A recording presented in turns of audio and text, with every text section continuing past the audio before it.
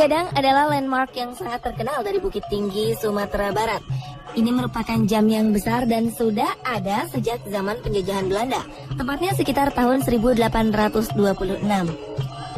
Jam Gadang merupakan hadiah dari Ratu Belanda untuk sekretaris kota Bukit Tinggi saat itu, Rookmaker.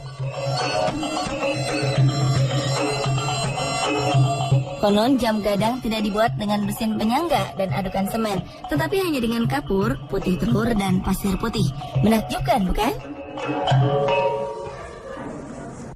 Untuk pembangunan jam gadang ini menghabiskan biaya sekitar 3.000 gulden, biaya yang tergolong fantastis untuk ukuran waktu itu.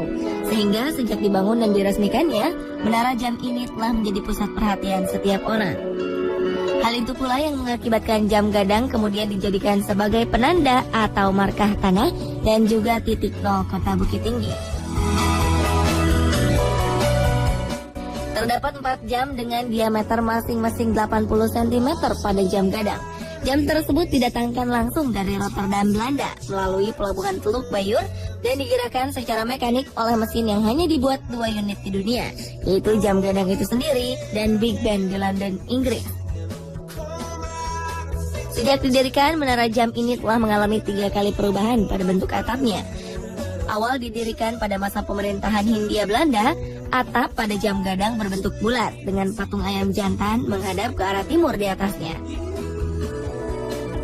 Kemudian pada masa pendudukan Jepang diubah menjadi bentuk kelenteng. Dan terakhir setelah Indonesia merdeka, atap pada jam gadang diubah menjadi bentuk gonjong atau atap pada rumah adat Minangkabau, rumah gadang. Sepintas mungkin tidak ada keanehan pada bangunan jam setinggi 26 meter tersebut, apalagi jika diperhatikan bentuknya, karena jam gadang hanya berwujud bulat dengan diameter 80 cm ditopang basement dasar seukuran 13 kali 4 meter, ibarat sebuah tugu atau monumen. Namun ketika diperhatikan dengan lebih teliti lagi pada angka Romawi keempat, terlihat ada sesuatu yang tampaknya menyimpang. Di mana seharusnya angka Romawi 4 menggunakan simbol I dan V, justru angka 4 pada jam gadang menggunakan simbol huruf I 4 kali.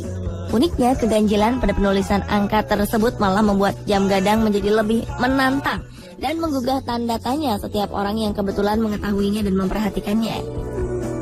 Dari beragam informasi di tengah masyarakat, angka 4 aneh tersebut ada yang mengartikan sebagai penunjuk jumlah korban yang menjadi tumbal ketika pembangunan. Atau ada pula yang mengartikan 4 orang tukang pekerja bangunan pembuatan jam gadang meninggal setelah jam tersebut selesai.